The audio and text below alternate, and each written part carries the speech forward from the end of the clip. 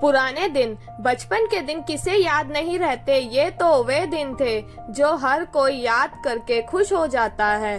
पहले तो मैंने एक पूरा मिनट अजीत भाई को देखने में ही लगा दिया, क्योंकि वह बहुत साल बाद आए थे। आप सुनाओ, क्या हाल है भाई? इतने साल बाद यहाँ कैसे आना हुआ? आप तो हमें भूल ही गए थे। और बताओ, क्या चल रहा है?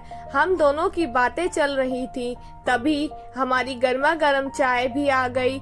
अब मौसम भी ठंडा है, नवंबर का महीना, और ठंड तो है ही।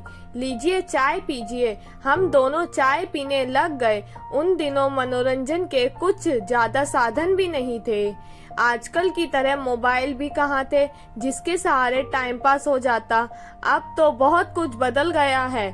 अब लोगों के पास समय नहीं है और काम का बोझ भी ज्यादा है। किसी के पास किसी से मिलने का समय ही कहाँ है। अब जमाना बहुत बदल गया है।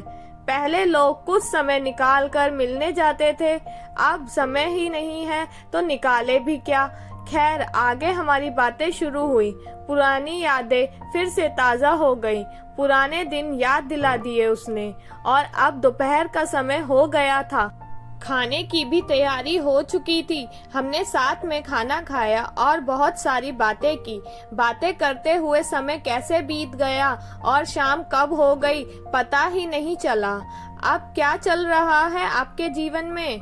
मैंने पूछा तो उसने बताया कि अभी उसका बेटा 10वीं कक्षा में है और छोटी बेटी अभी 7वीं में पढ़ रही है।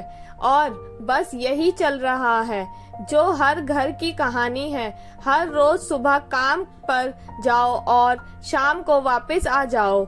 आज बहुत ही दिनों बाद सोचा कि फुर्सत है तो तुमसे मिला जाए, नहीं तो जवानी से बुढ़ापा कैसे आ जाएगा पता ही नहीं चलेगा। मैंने भी कहा कि सच है, यही सब उलझन में आदमी फंस जाता है और वक्त का तो पता ही नहीं होता कि कब चला जाए। आज अगर हम रिश्तों की बात करें तो सिर्फ नाम के ही रह गए हैं। अब वो मिठास नहीं है जो पहले हुआ करती थी। पहले हर त्योहार पर सब मिलने आते थे। अब पता ही नहीं चलता कि सब कहाँ गए, क्योंकि अब कोई नहीं आता है।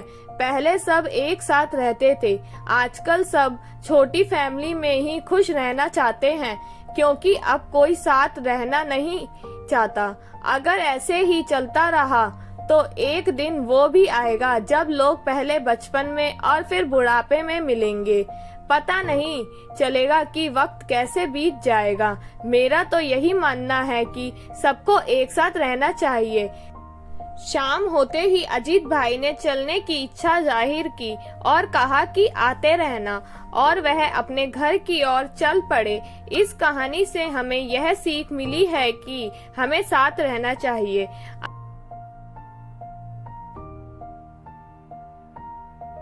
अगर आपको यह कहानी अच्छी लगी हो तो please like, share and subscribe the channel.